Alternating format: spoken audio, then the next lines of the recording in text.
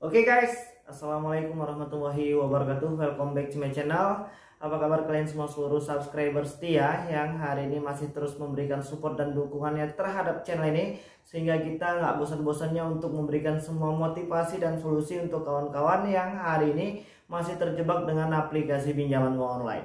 Oke, apa kabarnya semuanya di Ramadan ketiga hari ini ya? Mudah-mudahan kita semua diberikan kesehatan ya dan kelimpahan rahmat dan rezeki, sehingga kita bisa melewati Ramadan ini dengan hasil yang baik. Dan untuk kawan-kawan yang hari ini masih terjebak dengan dinamika aplikasi pinjaman uang online, kita nggak bosan-bosannya juga untuk mengingatkan ya, agar tetap berpikir positif dan tidak panik, dan jangan melakukan tindakan-tindakan yang mungkin bisa merugikan diri sendiri, orang lain, dan orang-orang yang kita sayangi. Oke, hari ini yang sudah jatuh malah tertimpa tangga ya.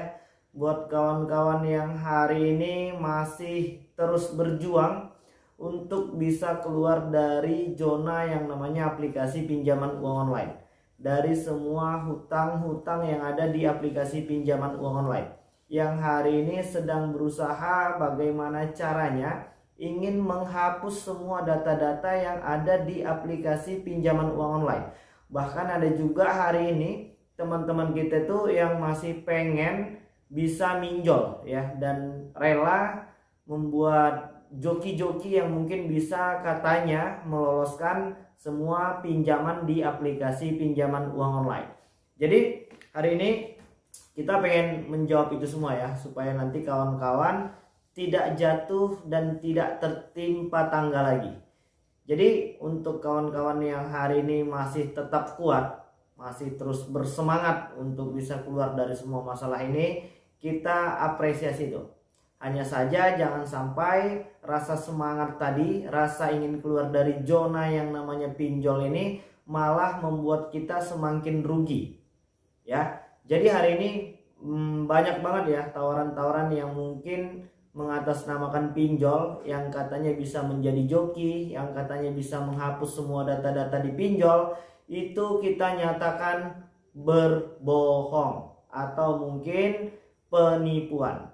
Jadi beberapa kawan-kawan yang hari ini sudah terlanjur ditipu karena katanya bisa menghapus data, coba pikirkan secara sederhana dengan logika yang benar.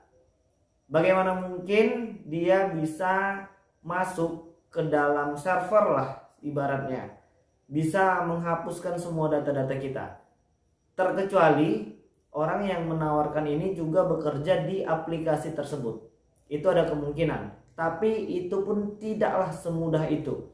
Pasti ada atasan yang akan mengawasi kinerja mereka, pasti ada atasan yang akan melihat ya keluar masuk uang, catatan pembayaran dan pengeluaran. Jadi itu tidak mungkin. Dan untuk kawan-kawan yang hari ini masih terpesona ya dengan semua janji manisnya aplikasi pinjaman uang online, dan hari ini merasa tertarik untuk minjol terus karena memang autol mulu, ditolak terus, jadi frustasi pengen nyewa joki. Jadi begini kawan-kawan, untuk kawan-kawan yang mungkin sudah pernah mengajukan pinjaman di aplikasi apapun itu hari ini, sudah ada namanya verifikasi wajah, sudah ada namanya pengiriman foto KTP. Jadi untuk kawan-kawan yang hari ini ditolak itu ada beberapa alasan, yang sebenarnya saya sendiri juga malas menjabarkan ini, karena saya takut nanti ada teman-teman lagi yang malah terjebak dengan pinjol. Sepengalaman kita itu harus punya kontak minimal 60 atau 70 ke atas kontak yang ada di Android kita. Yang kedua, foto KTP kita itu harus jelas. Jadi ketika foto KTP kita itu buram atau mungkin keterangan-keterangan yang ada di situ juga tidak jelas, maka itu kemungkinan lolos verifikasi untuk pengajuannya itu cukup sedikit ya. Jadi itulah gunanya foto KTP yang jelas untuk verifikasi wajah kita. Supaya apa? Supaya bisa mereka melihat ya bahwasannya yang mengajukan pinjaman uang online ini adalah orang yang benar dengan data-data yang kita kirimkan. Jadi bagaimana mungkin ketika kita menyewa joki dengan janji akan memberikan imbalan ketika nanti ini berhasil ya, kita mengirimkan data, mengirimkan beberapa KTP atau mungkin yang lain sebagainya.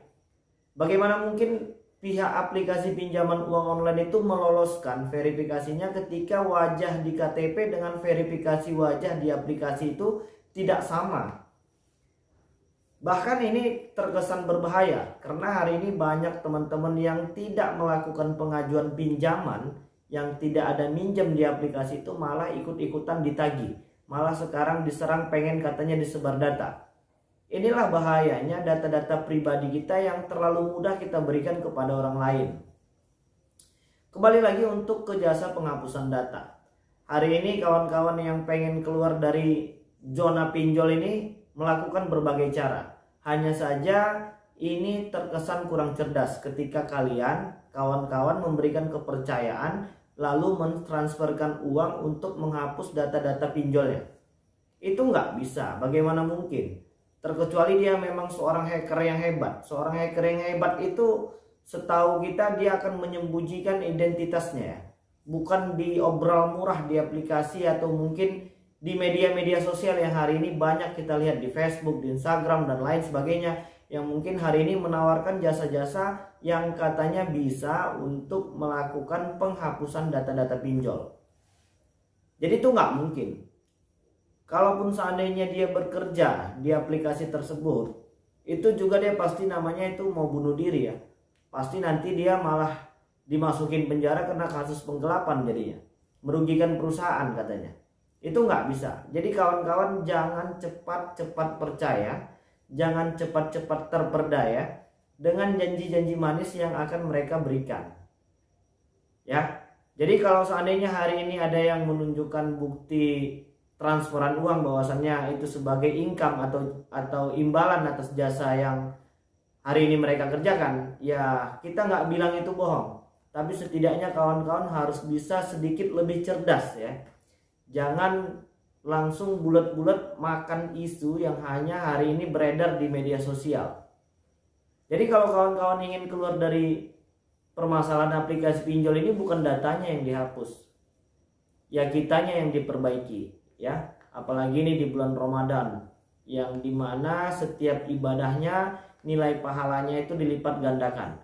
Kenapa kita tidak lebih berusaha untuk mendekatkan diri lagi kepada Tuhan ya, memohon ampunan, mungkin memohon rezeki yang dari segala macam arah yang tidak disangka-sangka untuk bisa menyelesaikan semua hutang-hutang yang sekarang sedang kita hadapi. Kenapa kita malah memilih jalan pintas yang padahalnya kita akan menjadi korban penipuan lagi nih. Setelah kita nggak bisa bayar utang malah ketipu lagi. Jadi kita memang harus benar-benar bisa bersikap, memang jangan panik lah, dan jangan melakukan tindakan-tindakan yang mungkin bisa merugikan diri sendiri. Tindakan ini namanya merugikan diri sendiri ya, karena pengen lepas dari lubang buaya malah kita masuk jadinya ke lubang harimau yang lebih sadis, harimau yang lapar jadinya. Kita udah bayar ya mungkin nggak banyak ya, dan memang modus penipuannya seperti itu kalau menurut aku. Kalau dibuat biayanya terlalu mahal nanti kawan-kawan jadi nggak kejebak. Palingan ya biayanya itu untuk penghapusan data mungkin ya 250.000, 200.000. Tapi ya kalau dikalikan 5 orang, 10 orang yang menjadi korban per hari ya lumayan ya. Cuman modal WA doang. Jadi jangan terlalu cepat percaya dan jangan terlalu tergesa-gesa untuk mengambil keputusan. Dan jangan lagi ada korban yang bertambah karena penipuan atas nama penghapusan jasa di aplikasi pinjaman uang online. Oke, udah cukup jelas ya. Dan hari ini permasalahan itu sudah semakin komplit ya. Untuk kawan-kawan yang hari ini mungkin terkendala dalam pembayaran, yang mungkin sudah didatangin sama debt collector, yang hari ini mungkin terus mendapatkan intimidasi, teror dan lain sebagainya, ya tetap tenang. Buang semua rasa takut dan rasa panik, tetap fokus pada pekerjaan, kesehatan, dan keluarga kita. Oke, jadi mungkin dulu ya yang bisa kita sampaikan, dan mudah-mudahan video ini bermanfaat untuk kita semua. Assalamualaikum warahmatullahi wabarakatuh.